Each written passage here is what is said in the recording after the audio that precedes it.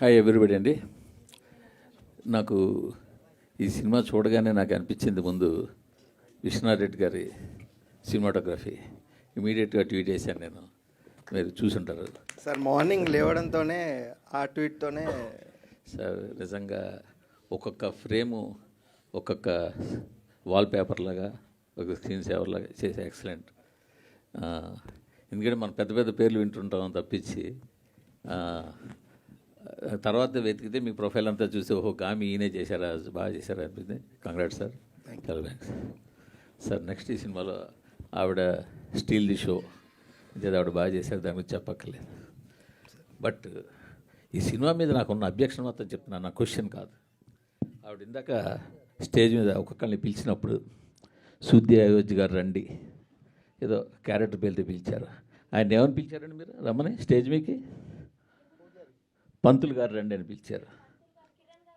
అదే ఎందుకు అలా పిలవాల్సి వచ్చిందంటే ఆవిడ తప్పు కాదండి. సినిమాలో హీరో కులం ఏమైనా చెప్పారా? హీరోయిన్ కులం చెప్పారా? హీరో తండ్రి ఇంకో క్యారెక్టర్ ఎవరిదైనా కులం చెప్పారా? అంటే ఒక రేప్ చేసే విలన్ క్యారెక్టర్ చూపించాల్సి వస్తే మీకు బ్రాహ్మణ్ కావాల్సి వచ్చిందా ఏంటనేది? ఉండండి, నేను మాట్లాడుతున్నాను. కాశీ లాంటి పవిత్రమైన పుణ్యక్షేత్రంలో మీకు ఫైట్ సీక్వెన్స్, రేప్ సీక్వెన్స్ తీయడానికి ఒక కబేలా కావాల్సి వచ్చిందా? కాశీ లాంటి ఒక పుణ్యక్షేత్రంలో ఒక పంతులు ఒక ముస్లిము కలిపి రేపు సీన్కి అసిస్ట్ చేసినట్టు తీయాల్సి వచ్చిందా? ఏంటండి మైండ్ సెట్? ఏమి ఓ కాపు కమ్మ రెడ్డి బ్రాహ్మణ్ చెప్పలేపారా హీరోని? లేదు ఇంకోటి చెప్పలేపారా? యాక్చువల్గా క్యారెక్టర్ పేరు పోనీటేల్ గాయ్ అని ఉంటుంది sir, but I don't know who has given that name. అది తప్పుగా ఇచ్చారు. అక్కడ ప్రొజెక్ట్ చేయడం కూడా అలాగే ప్రొజెక్ట్ చేశారు కదా సార్. క్యారెక్టర్ పేరు హారతికి రావాలి, హారతి టైం అవుతుంది అని చెప్పి. అంటే నేనేమంటే మీరు ఇప్పుడు ఒక పర్సన్ టార్గెట్ చేయాలనుకున్నప్పుడు చేస్తే చేయండి, అది మీ ఇష్టమే కాదనంటల్లా.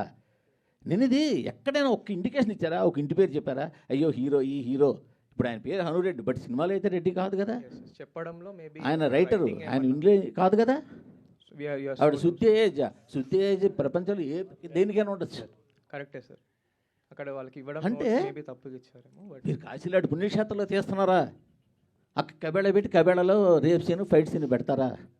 అక్కడ యాక్చువల్గా sir where are lot of people are there sir అక్కడ. What we have studied sir. ఇంక మీరు ఎన్ని చెప్పినా అది ఎక్స్క్యూజ్ కాదండి. ఈవెన్ డైరెక్టర్ వస్తే నేను యాక్చువల్గా డైరెక్టర్ ఇది అడగడానికి కోసం వచ్చాను. ఓకే కాదండి, అది ఏంటది? ఇదే తీయండి, ఇంకొక క్యారెక్టర్ ఇంకో క్యాస్ట్ పెట్టి అప్పుడు తెలిసి ఉండేది. సార్ మూర్తి గారు 1 సెకండ్.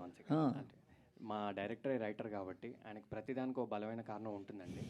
దయచేసి మీరు నిజంగా ఆయన అడిగితేనే బెటర్ అండి. అంటే మీకు లైవ్ అందరూ చూస్తున్నారు, అందరిలోకి వెళ్తుంది, ఆయన చూస్తాడు, ఆయన కారణం ఏం చెప్పుండొచ్చు, వేరే సంగతి. బట్ నేనైతే చెప్తున్నాను సార్, 2 అబ్జెక్షన్స్.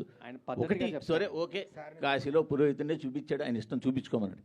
కాశీలో పుణ్యక్షేత్రం అండి, ఆ పుణ్యక్షేత్రంలో ఒక కబేళా చూపించి అంత భారీ కబేళా పెట్టి ఆ కబేళాలో ఒక ముస్లింలు పెట్టి వాళ్ళు ఏమో ఈ పంతులు సపోర్ట్ చేసినట్టు ఏంటండి? ఏం చెప్పదలుచుకున్నారు ఇండైరెక్ట్గా మీరు? ఏమి అంతవరకు చెప్పాల్సిన సినిమా మొత్తం మీరు అంత చేశారుగా. క్లాసిక్గా గీతాంజలి క్యాసెట్ పెట్టావు, హెడ్ ఫోన్స్ పెట్టావు, దాన్ని నేను ఒక క్లాసిక్ సినిమా ప్రొజెక్ట్ చేయబోతున్నానని ఇండికేషన్లు ఎన్నో ఇచ్చారు కదా. వాటి గురించి నేనేం అనలేదే. సో ఇప్పుడు ఆయన ఫోటోగ్రఫీ అద్భుతంగా తీశారే, నేను కాదనలేదే. బ్యాక్గ్రౌండ్ స్కోర్ ఎక్సలెంట్ చేశారే, బాగుందనలేదే. అది కరెక్ట్ కాదు, అది నేను చెప్పేది.